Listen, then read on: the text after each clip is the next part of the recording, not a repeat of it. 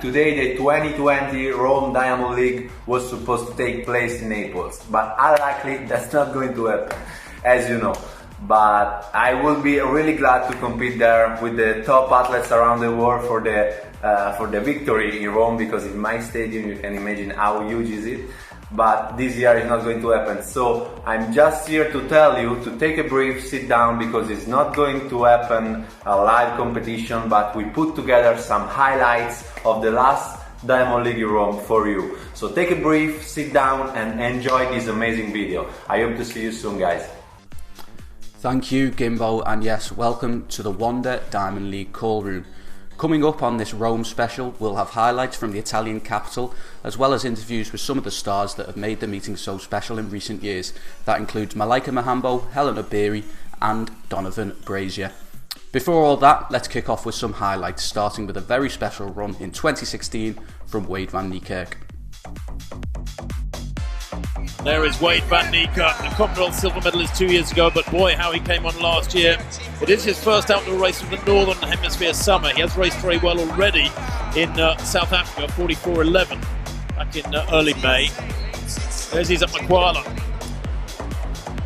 So Galvan in 1, McDonald in 2, Borley in 3, Van Niekerk in 4. This will be fascinating from the South African in lane 4, the world champion. Makwala 5, watch him. Haroon 6, Taplin, Norwood and Len Dorm complete the lineup. Well, he's at Makwala there to ride a picture in lane 5, runs with that yellow armband on his right arm, and he's gone off yet again very quickly indeed, gaining ground on Haroon. Outside him, the youngster Haroon, youngest in the field, running strongly. There he is, 4th from left in the black. In the green is Taplin for Grenada in lane 7. But certainly Van Niekerk has gone off quickly too, and he's up with Makwala. Van Niekerk in the grey in lane 4, eases round the bend, the reigning world champion. Looks like he's heading for a good one. Makwala trying to come back at him. Good running from Taplin too. Taplin coming back at Van Niekerk. Those flailing arms of Van Niekerk keep him clear by a metre. Comes towards the line, watch the clock. It's a strong run, 44.20. And that very, very close to the fastest time in the world this year. He himself has run 44.11. It will probably be rounded down. It has indeed 44.19. But that was a fabulous run, beautifully judged.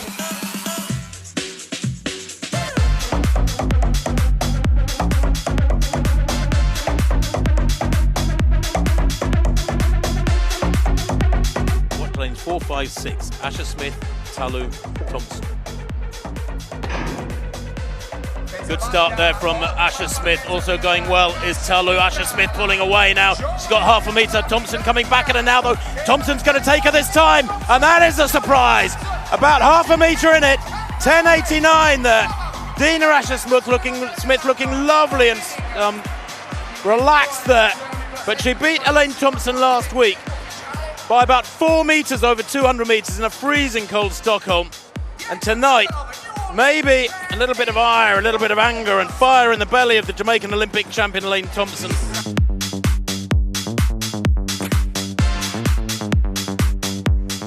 So Baker in 4, watch him in fine form. Vico in 5, Rogers 6, Britain's Uja in 7.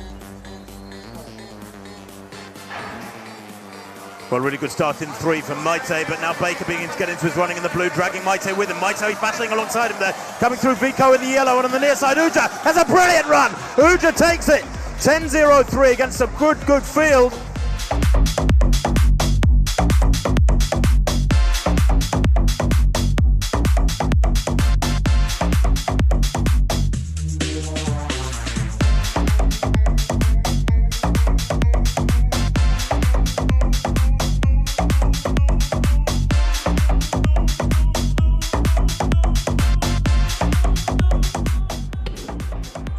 Lyles gets a pretty good start, Norman an even better one, and Norman's already taken a yard out of Lyles around that top end. The two of them go sailing past the world champion. Tortu going well in the yellow of Italy. It's Norman with a half a metre over Lyles. He continues to go away, but Lyles surely will come back. And here he comes, but has he got time to get there? It's Norman versus Lyles, and Lyles, oh, it's close, I'm not going to call it. Maybe Norman with a last little lead, just hanging on. It looked like Lyles had the momentum, and then just in the last half a stride, Norman shoved that chest of his forward.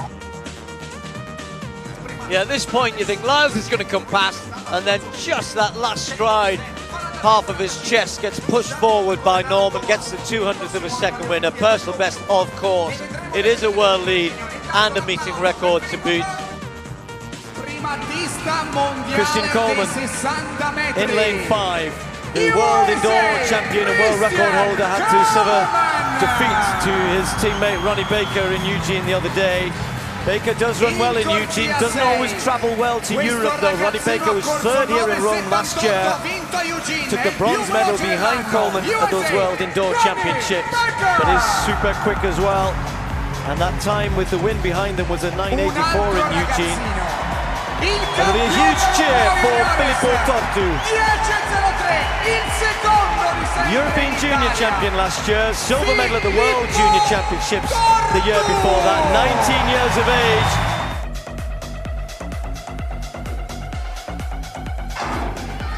Baker gets his to good start as Coleman. The two of them are right by side each other. Coleman just got the lead. Baker's usually stronger towards the end. It's going to be Baker again. Baker coming away, gets it by a yard this time. Baker wins it, and then over in 3 may well have been young Ovico getting second place. It almost looked to me as though Coleman gave it up. Now look at the clock as well. 9:93. The wind just a tad in their face, and Baker executed that perfectly well. I heard him talk about what happened in Eugene. He said, when I get out alongside Coleman, because Coleman's normally such a good starter, I know that I can go past him.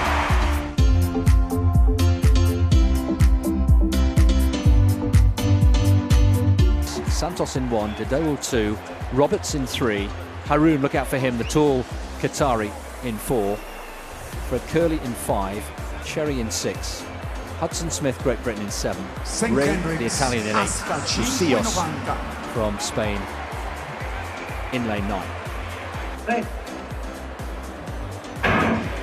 Yeah, a slightly longer hold than the athletes would have required, but away they go. And, Michael Cherry has made a good start. Haroun at the moment is being eaten into by Roberts. Roberts has made a good start, as has Michael Cherry. And Michael Cherry, with Matt Hudson-Smith ahead of him, is going well down the back straight as they come off the bend, and now Haroun starting to go, but well, 200 to go, and there is Curley. Fred Curley has done very well indeed with a slightly ungainly start. Has he got enough to come through here? Also going well, Dadeo on the inside, but Curley. Now back comes Haroun, really stretching. He's left it late here. Haroun coming back strongly. Has he done enough? Not quite. What an unbelievable race from Haroun, but Curley, all credit to him, the big Texan. He got his nose in front, he ran aggressively for the first 300, and then just backed himself to stay there.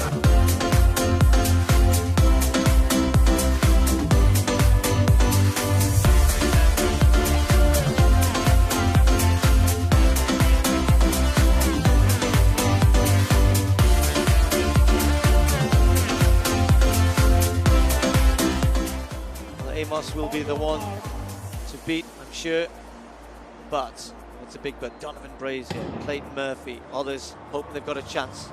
The men's 800 metres with a very fast first lap in store. McBride will be another one. He'll be the tall Canadian. Will be hoping that he can get in amongst it here. It's kind of like almost like a World Championship, Olympic, almost semi-final. This. It's a very good quality field. Amos just cutting across behind the pacemaker Abda through the first 200 metres. He's done pretty well. Kept it around the 25 seconds, maybe just under 25 seconds. Amos in a good spot. I should be interested, Steve, here to see how Donavan Brazier goes. The best of the Americans at the moment, third in Doha and a season's best, and then that was a 1:44.70. He's well positioned at the moment in fourth place in that all-back strip. He's a big fella too, Brazier. Has this ability to look very, very relaxed at good speed, and that's just about perfect, 49.9. Excellent pacemaking, and that's why they're all stacked up behind him there. We've got Amos is in a great spot, and look at Brazier just hanging around there. Clayton Murphy following McBride behind him as well. Young Abdallah not too far away. So we've got a great last 200 metres in prospect here. Really is looking as though Amos is going to come under a little bit of pressure here. Already, Gianmarco just going past him. Look at him, how strong he looks. But has he gone a little bit early because Brazier's still hanging on and Amos is not beaten. So Gianmarco in the front, but he's maybe just gone a little bit too early. Has he timed it right? Because Amos is attacking again round the outside. McBride trying to get back in there. And it looks like Rotich finishing very quickly, but it's Amos now with the strength. Brazier trying to get back to him. It's going to be tight. Who's going to get it? It's close. Maybe Amos just getting it. 143.63. A great surge in the end from Brazier.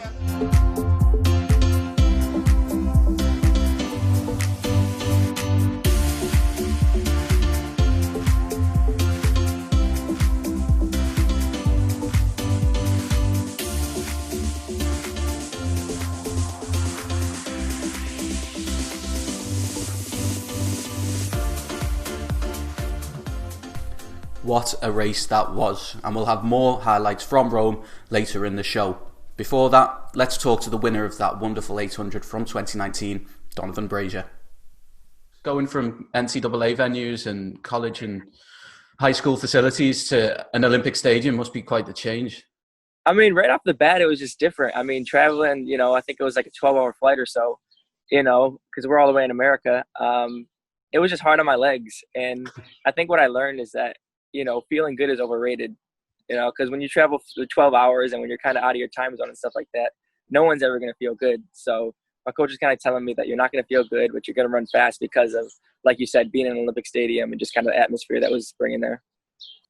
You think as well, with it being your first international meet, how well do you think you managed your adrenaline on that occasion? Because 800 is so much about patience as much as it is about performance. I think I managed it decently well. I think, when I ran the first time there, it wasn't the fastest meeting that they've had there, and it wasn't the second time either. But I think I managed it pretty well. I think I was just kind of trying to live in the moment and enjoy everything, because going everywhere from like the warm-up track and you kind of take that tunnel system out to like the big track, I think I was just really trying to live in the moment, and I think that kind of helped me like calm down and settle my nerves. Yeah, man, that must have been crazy going to the Rome warm-up track. Did you think, oh, Europe's just all like this?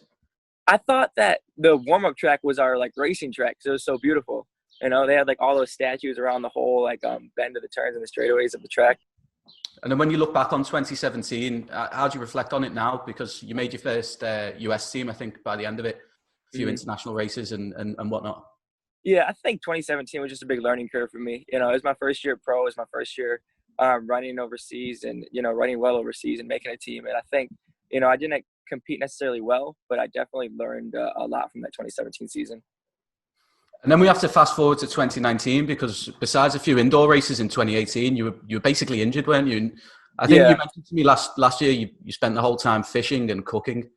Yeah, that's exactly what I did. So the 2018 season, it ended after Birmingham Indoor Worlds in 2018, and I didn't race a single outdoor meet all of 2018. And then I raced my first outdoor race. I think it was a total of like a 10-month gap, and I opened up in Doha in 2019. But no, it was a really good time for me to reflect on like kind of like my training system that I had and my coaching and my environment. And that's kind of when I made the move out to Oregon, and it seems to be working pretty well so far.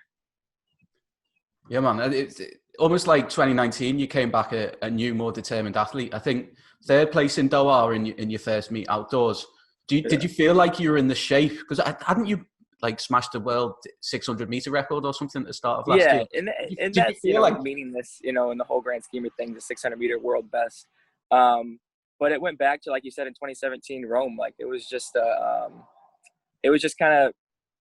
recognizing that I'm not going to feel good. So you're right. When I did show up to Doha, I didn't think that I was going to be too competitive. I always try to aim for those top 3 spots, and I came third, and that was feeling like complete, heading over to Qatar. But I think that race was a real confidence booster for me because it showed like, I took a 10-month gap of racing outdoors, and I felt like the entire, whole trip. And, at the end of the day, I was still able to compete pretty competitively given the race kind of tactics I took during it. Did you feel like you were in shape to win after that? Yeah, definitely. I think my confidence was pretty high, but it wasn't quite there to kind of be aggressive enough to make the, the moves that could beat Emmanuel Carrera and Nigel Amos. But I definitely feel like I got clipped up with about 150 meters to go. And, that's just racing. I can't say what if, or, if I didn't get clipped, I would have won, because, you could speculate all day. But I definitely feel like I was in shape to win that race. And then a couple of weeks later in Rome, really hot, kind of very elite lineup. Nigel's there. And another really hot race. That one was, I mean, it was kind of a first time that we see your new sit back tactics really pay off. Just tell me about that race and kind of your approach to it. Yeah, so we're back in Rome 2019, 2 years, before my opener to the Diamond League. And I was just, I was trying to do better than I did in Doha. And that wasn't even necessarily place-wise. It was a combination of time-wise and just racing tactic-wise. And the time-wise, I think I executed that, doing that better than Doha. But racing tactics-wise, I would say I still put myself in a bit of a rough. But yeah, no, Rome was just all about kind of sitting back and letting another guy do the work, instead of opposed to the way I usually run, and kind of letting myself go right off the pacer. And, with 100 meters left, I was sitting in third place. And, I'm never just happy to be there, even though I was in third. And that's kind of the position I kind of root for. But with 100 meters left, I was in third position and kind of got boxed in with 50 left. Nigel and I both kind of had a couple rough things happen to us that last 80 meters. And, like you said, it was kind of like that sit and surge that I think I just trusted all the training I put in 2019, and knowing that I'm the type of athlete that can finish 100 meters, as good, if not better than anybody else that can run the 8. Before you make that move, is there ever like a part in your brain which just thinks, this is going to hurt so much? I think that I'm thinking form at that point, I think, because I think everybody's form for that 800 starts to like fall apart with 600 meters. Everybody can run, a 24 second or a 23 second, 22 second, 200 meters, but it's about how smooth you can do it in doing so. And, when it comes to that last 50, I work on that in practice and getting that lactic in my legs and trying to, change gears and into kind of kicking that last 80 meters. And, I definitely think that race was kind of like the stepping stone for me starting to trust my kick more so than I have in the past. I wanted to ask as well about that moment on the line when you're waiting for the results. In the instance of Rome, did you know you'd won when you crossed the line? And in general, what is that like 30-second wait like? It must be agonizing. It was, so I didn't think I won. I definitely didn't think I won. I thought I came in second. And again, like I said, I was like, okay, sweet, better than Doha, place-wise and time-wise. So I was like, cool, I came out happy. I definitely won. I was definitely hoping to see my name come up first, but I was going over to Nigel and I was congratulating him. I was like, hey, man, congrats on the win. Like, you got me again, because this man's been just whooping my ass for like 3 years now. But to finally see that, I beat him by 2/100ths of a second. I still waited for the results to be confirmed because it was unofficial still. But to see that I finally got him, and to see that, he is beatable, and I am the type of athlete that can, go head to head with him, I think kind of gave me a lot of confidence going into it. And that was by far the closest race I've ever ran. And, for it to be a Diamond League and for it to be the one that I opened up with 2 years ago, it was a perfect setting. I think the biggest thing for me in 2019 was just, it was more of a relief season for me, because I knew I had the potential to win a world title. I knew I had the potential to make finals and to win medals and to finally earn one. I hate to say it, it was kind of more of a relief to me rather than a pure joy or happiness for me. But, to win one and to get that monkey off my back, I think was a big thing for me. That's really cool. Yeah. But you're frustrated now what's happening in 2020? I'm a little frustrated because we had a lot of Americans, Bryce, myself, and Clay included, coming off a good season in 2019. And even indoors, we showed, good strength and that we were doing well. And I think what happens a lot of times when people do good is that they kind of let off the gas, and, they kind of get kind of picky and choosy about where they're racing and how they're racing, and they just don't really perform to where they have in the past. And I just really wanted to prove to myself that this 2020 or 2019 Worlds wasn't a fluke, and that, I am this great racer and I am a medal contender every year, and I should be up there with the best in every race that I run in. I should, have a big target on my back. And for the indoor season, I believed I showcased that pretty well with the 600 meter and 800 meter. So I was really confident again leading into this 2020 season, and hopefully the Olympics, and just, showcasing my talent and, being, I guess, more confident in this season. I'm happy to put it on ice only because of the, the coronavirus situation. If it's going to spread and it's going to, cause more lives and just, I think 2021, if they can get control of this coronavirus, it'll be just as special. Thank you to Donavan, always a pleasure, and what a 2019 he enjoyed. Later we'll have chats with Hellen Obiri and Malaika Mihambo, but before that, let's crack on with the highlights, starting with some distance greats.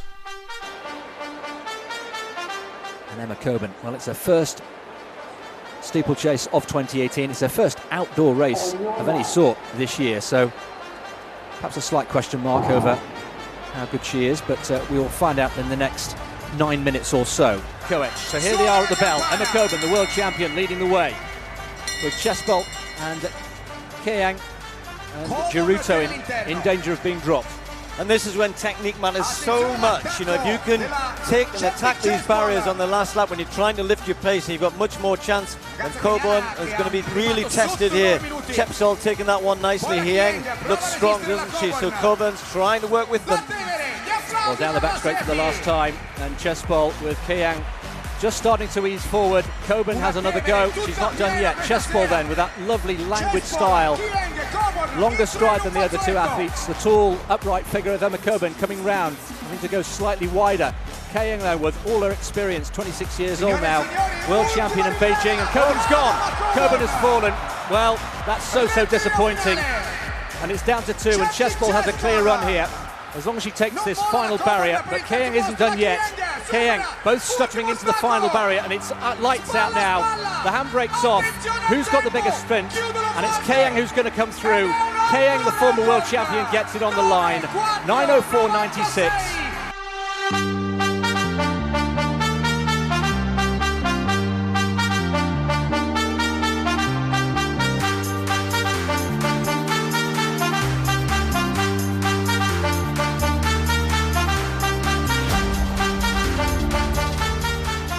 Big field, 18 starters in this women's 1500 metres. The meeting record 3:56 by Abeba Adagawi is probably safe, frankly.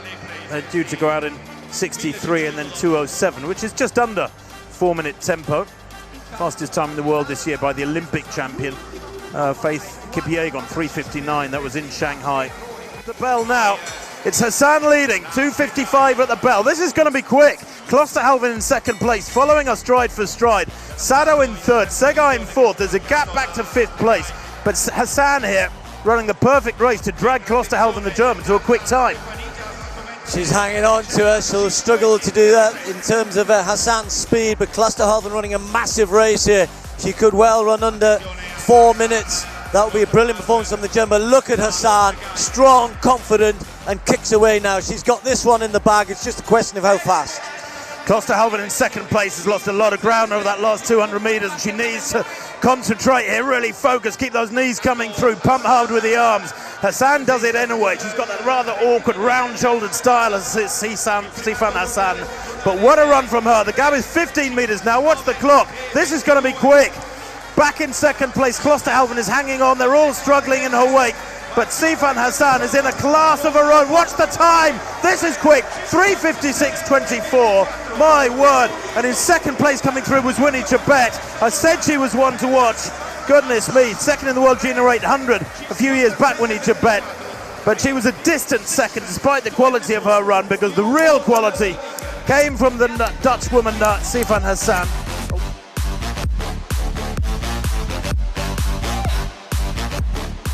So the world champion at this distance, Ayana, has been setting the world delight. She's already racing more than she did last year, really showing her intention to go and post a time. How quick can she go tonight? So Ayana will be asking Tvedestup to lead early on. Also Beatrice Chepkoech of Kenya. These two will be trying to take her through in a really quick pace.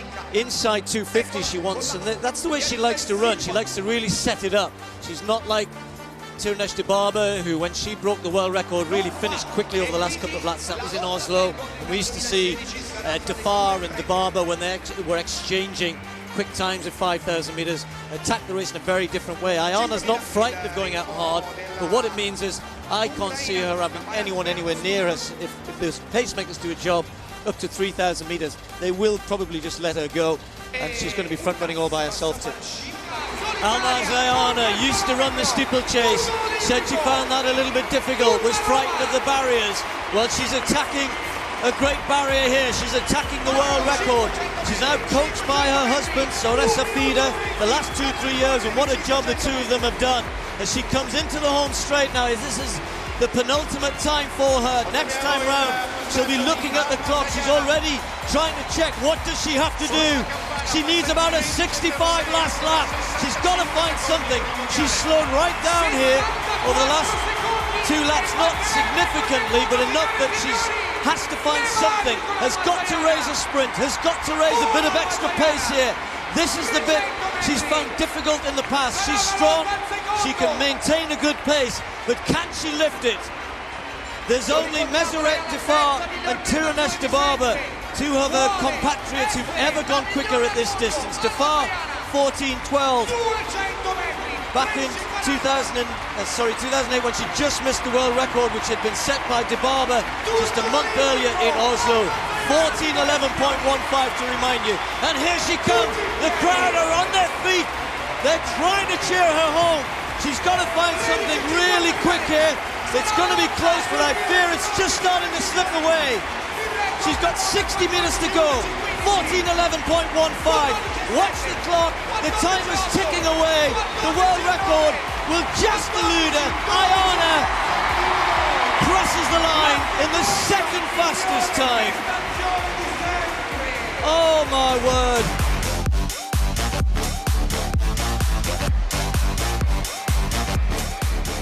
Well, they do need to hit their marks. When you're operating at that sort of speed, very, very small mistakes in pacemaking and in tempo judgment can have a catastrophic effect on the end result. Ayana so close to getting it right in the 5,000 metres tonight, missing the world record if you weren't with us half an hour ago by about 1.5 seconds in the 5,000. So close for Ayana, but will she now focus on Rio and bigger goals perhaps than just the clock? Well, the winner in Doha in 8:05, the winner in Rabat 8:02. A similar increment of improvement would be ideal. Baresh fell there, Tim, as he went into that barrier. I'm really not sure what happened. So Kipruto out in front on his own. Baresh has picked himself up, but there's only one winner now. 200 to run for Conseslov Kipruto, and he's hammering it, isn't he?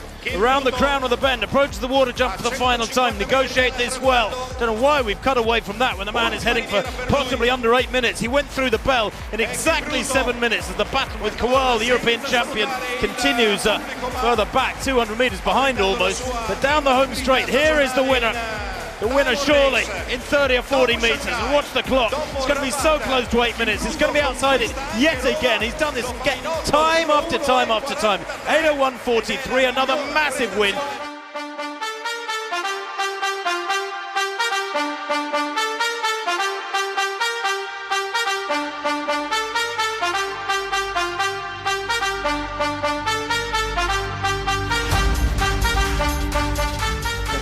Full lineup there. A big challenge will come from Hellen Obiri, no doubt. One or two other good athletes. Well, there's plenty of good athletes in here. We're probably going to end up with 2 races though, because the pace they've asked for is very, very quick. And the likes of Didai, World Junior Cross Country Champion, Tirop in there as well. Well, some consternation around the meeting hotel as to what was being asked for pacemaking wise. They're going to set off at 67s. Well, that would be under 14 minutes. The idea is to go out hard and then try and hang on, if you like. I'm not sure that's the best way to attack this fast time, and I'm not sure it's the best way for Dibaba. The problem they've got is to go out as hard as she wants to go out, then you've got to find some good pacemakers, and I'm not convinced they've got 2 good pacemakers here tonight, Tim. I don't think they have good enough quality, and if you think that they want to go out through 3,000 metres in 8:36, and the young athlete who's been asked to do it has a personal best of 9 minutes, you get an idea of the kind of task that will face the pacemakers. Well, Hellen Obiri, great athlete that she is really stepping up here tonight. The Olympic silver medalist over this distance of 5,000 metres has been in great form over the last 2 years in particular. Her personal best is 14:22.47. She's got a chance. She's coming down with a good, almost 100-metre lead, certainly good 85-metre lead, as Tim was saying. She's going to take the bell in around 13:13. So she needs about a 69 last lap. 68 would get her a personal best. She's going to be close to that. She's now lapping athletes. One or two have dropped out, I think, in that group with the bad pace that they'd set out at. And the youngster Gidai is now getting onto the group behind these. But this is Obiri, and the crowd rising to her. Well, Obiri here has looked quite supreme. She's destroyed Dibaba. Her veil of invincibility is long gone. She's lapping good athletes here as Hellen Obiri's team. And this is going to be a mighty quick time. It's the manner of the performance that has been special. When you have to inject laps as quick as 65, that's just not the optimum way of holding a pace. She's lapping athletes, which is giving her something to run at, and is lifting this again. There's only 4 athletes have ever run under 14:20. She's going to be close to it. Hellen Obiri heading for a personal best, heading for one of the quickest ever 5,000 meters, and sprinting away. Hellen Obiri is watching the clock. She's going to win the race, and look at the time, 14:18.38. A huge performance from Hellen Obiri.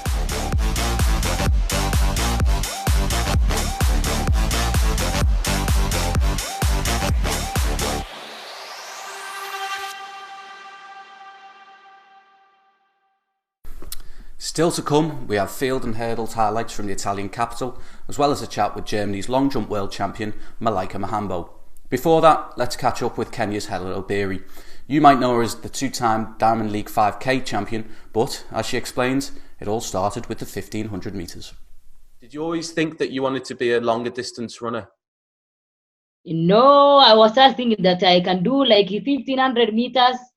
So I was just trying. As you can see, in 2011, I did 800 meters.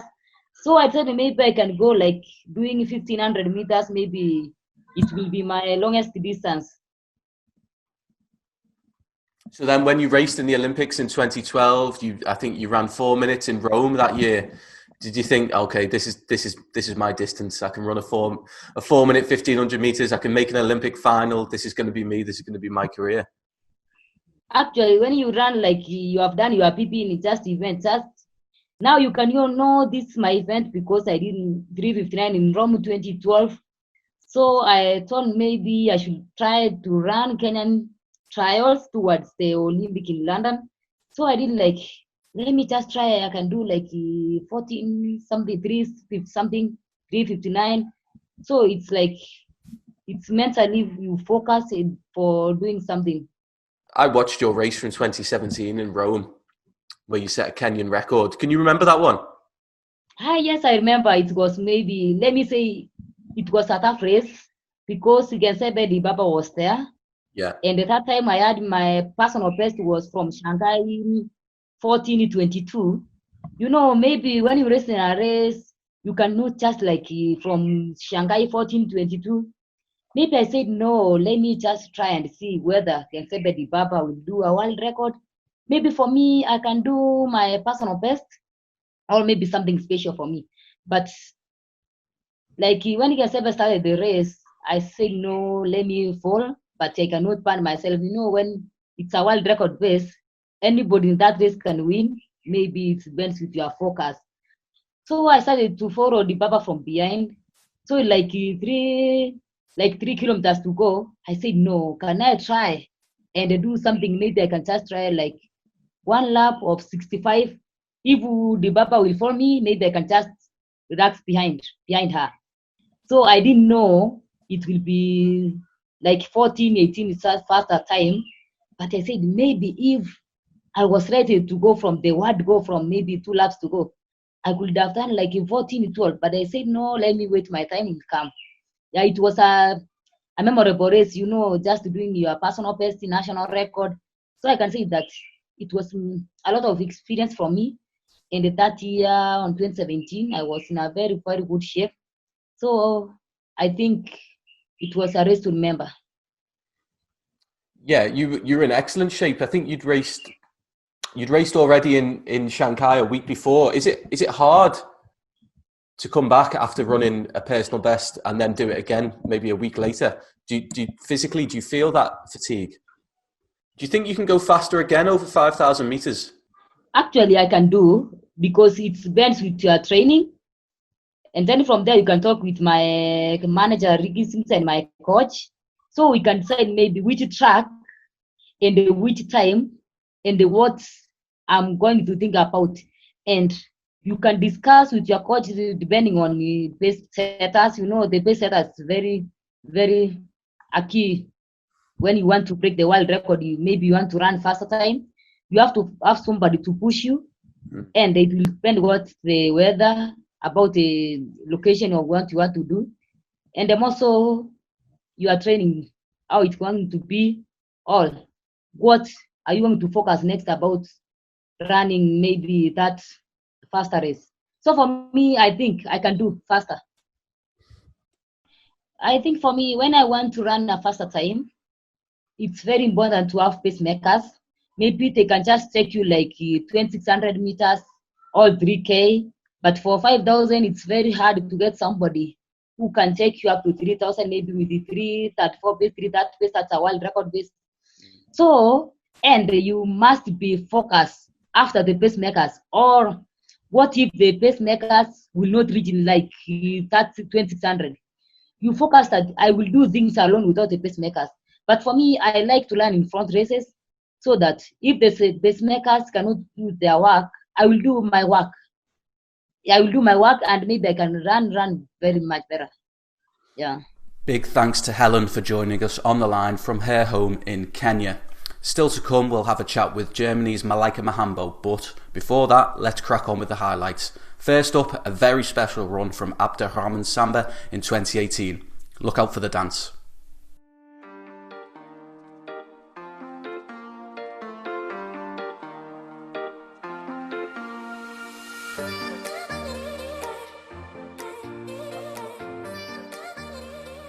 Capello's in 5, Clements in 6, Warholm in 7, Bet in 8, Samba in lane 4.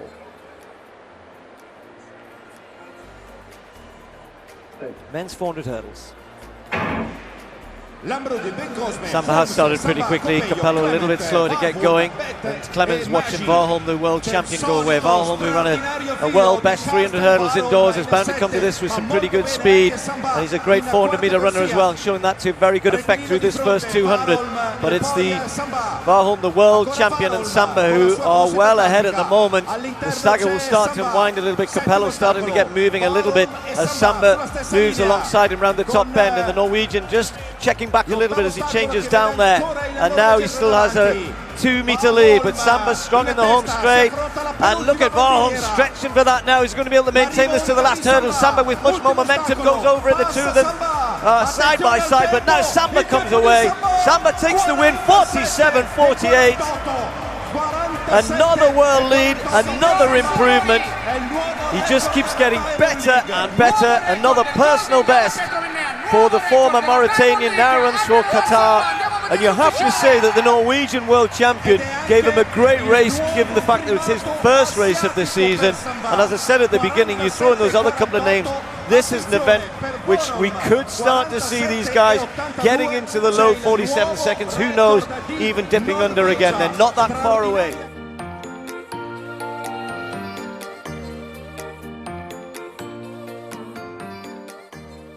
Roller then looking to catch a vetter in this javelin competition. His final opportunity, needs 88.15. Oh, and he's hit it. That is fabulous competitive instincts. Boy, oh boy, he knew he needed a bigger effort. So often in the throws you get the big effort in the first round or the last round. You know it's the last chance saloon. And Thomas Roller has denied his compatriot with 90 meters and 6. It's a monstrous effort.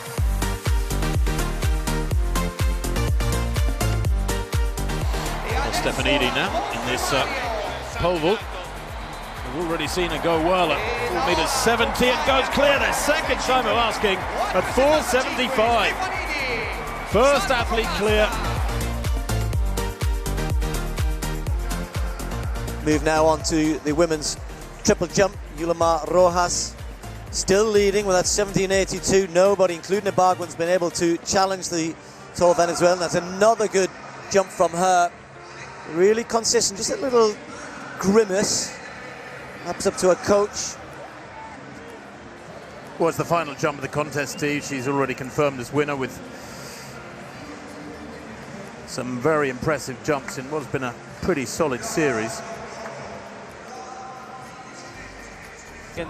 Joint third fastest ever. Marai Benjamin from the USA. 47.02 last year. It's as quick as Ed Moses.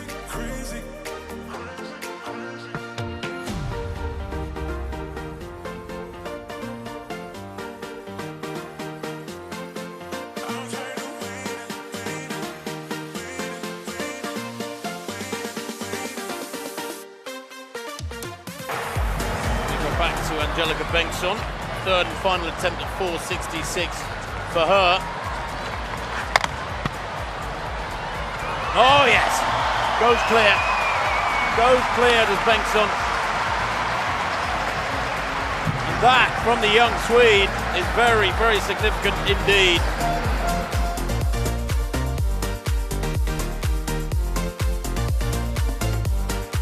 But the surprise of the competition was this man. All the plaudits go to the 22-year-old Pole, Konrad Bukowiecki. Coached by his father, former decathlete, he came alive in the fifth round. A huge effort. He has thrown 22 meters indoors. This came oh so close. 21 meters and 97 centimeters. 1 meter 91 tall, 140 kilograms he weighs. That's maybe 1.5 Tim Hutchings. But he is a huge talent. Mihambo, 690, great performance for the lead. Look at this sort of controlled, slightly staccato run up. Oh, that's a huge effort. Now the arms go in the air. Now, Mihambo only had one jumper over 7 meters in the 2018 season. That was Lorraine Hugen of Great Britain. And there you can see the mark there, very, very close. Mihambo, the dominant force here tonight. Right on the board, absolutely perfect. 7 meters and 7. World lead, a personal best as well. No wonder she's pleased. Some great moments, some great athletes. And let's talk to one of the athletes who enjoyed such a good moment in 2019.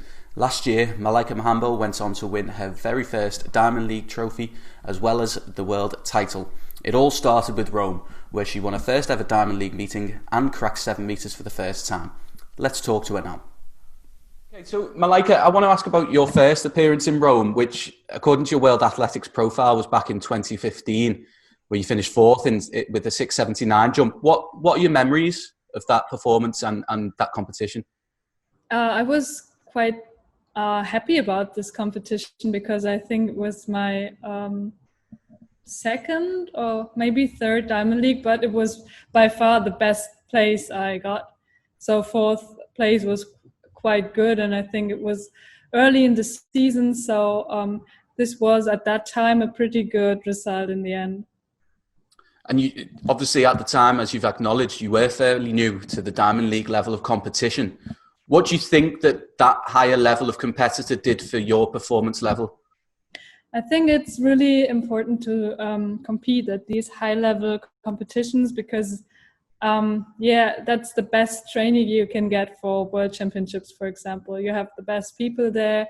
They're giving their best, and it's a tough competition. And if you compare it to national competitions, the quality is not that good. And even with other international competitions, Diamond League is the best, the best competition series worldwide. So, there's no way around it.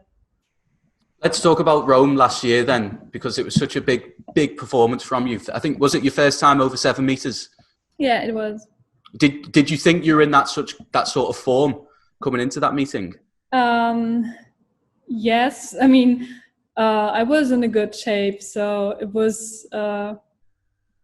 was possible to do it. But still, then doing it is still something that you really have to work on, because it's not done by just being in a good physical shape. So it's much about mental preparation and mental competition. and that competition was it was demanding. I mean, it was not bad, but I was still trying to give my best, and it was not done before the 7:07 jump. So that was something special. After the jump, did you realise you'd gone over 7 meters? And when the mark was confirmed, what was your reaction? What can you remember? It was, I don't know, I'm not so good, I think, at estimating the length of an attempt while looking at the sandpit. So I was rather looking at the table where it was written, and then when it appeared, I was like, oh my God, I really did it. And finally it's there. And I was super happy. It was a great feeling. I was there with my co-coach, so not my main coach. So it was also something we had to get used to, being in such a competition, working together at such a high level, but it was working quite well. So I was really happy to be there in Rome, celebrating my first 7-meter jump. And that was something really, I mean, I guess it's for every long jumper, the first 7-meter jump is something special. But then after it was more like feeling the pressure. Okay, I did it once, but will this be something that's just going to happen once in my lifetime, or will I proceed on that and improve? So it was also after it, but not at the day of the competition, but after it, some kind of something that makes you also nervous, because now you're like, okay, I want to do it again and again and again. Yeah. But I don't know if I will. Well, you did it many times. Yeah, I did. What did your lead coach say to you after the meet then? Presumably you spoke to him on the phone. He was certain about my physical shape, and he was like, okay, he didn't tell me that before, but he was like, I was not surprised that you jumped 7 meter that day. Yeah, so he was confident. Second on that day in Rome was Katerina Barguen. I mean, she's such a fierce competitor. Although she's better known in the triple jump, she's obviously a fantastic long jumper. What is it like competing with someone like that, who you know is really good, but maybe you don't know what level they might produce on the day? That's something special, because I also think, especially with her, she's a special kind of personality. When it comes to competition, because she's a unique competitor. I would say she's always making screaming and shouting at the audience, trying to get some more applause, and she's really pushing herself with each attempt, and that is something that's really she's rocking the show. So it's every time really interesting to be in a competition with her. And from Rome, you remained unbeaten all season. How hard was it to maintain those standards? You say that there was a bit of pressure on yourself, a bit of, to repeat these 7-meet performances, but you managed to do it almost effortlessly. But it must have been difficult because it was such a long season. It was, like you said, not that hard in the end, because my physical shape was really good, and I worked much on my mental mindset too. So I could manage it, even though the season was long. But I don't know, at some point you just do it, and then you start to think less about how often you jump 7 meters, or if not, then the pressure is gone, and then you just jump and enjoy the competition. So that's what I learned during my 2019 season, I guess. What do you think was behind your progression in 2019? Because I saw on your results you were doing indoor races, you were competing over 100 meters at the national championships last year, for instance. But then I'm also aware that you're quite into yoga, you're quite enthusiastic about taking time away from the sport, traveling. Do you think that everything just combined for you last year? Definitely. I couldn't say it was just one thing, because I worked on so many levels and things. So I think that's my 2019 season is the result of working on all of these. Yeah, for sure, the speed work we did was really important for me. But I mean, we were always doing speed work. It was just I was not able to prove it or show it during competition because it was sometimes or often difficult to plan long jump and 100 meter at the same time. So the first thing you drop is 100 meter. Yeah, but also it's meditation that I'm really fond of. I meditate every day, and I work on that. And then for sure, just developing myself, my personality, growing as a person. During my travels, this is also making me, I guess more, it widens the horizon and makes you able to give more because you have seen more, because you have experienced more. Is meditation something fairly new for you, or do you think it's just begun to give you results? I started with daily meditation in 2018. So I think, but it's with every year you just develop more, and I work more on on myself and my mindset for competition, and also for me as a person, how I look on myself, what I feel, what is sport meaning to me. I was just in the last years trying to get many answers and find much. So I think that's where I can rely on now. Massive thanks to Malaika for joining us, and if her 2019 is anything to be going by, we should all be taking up meditation. Thanks to Donavan, Brazier and Hellen Obiri for joining us, and thank you for watching this very special episode of the Wanda Diamond League Call Room. I hope you can join us next time when we'll be going through some of the best bits from Rabat. Goodbye and stay safe.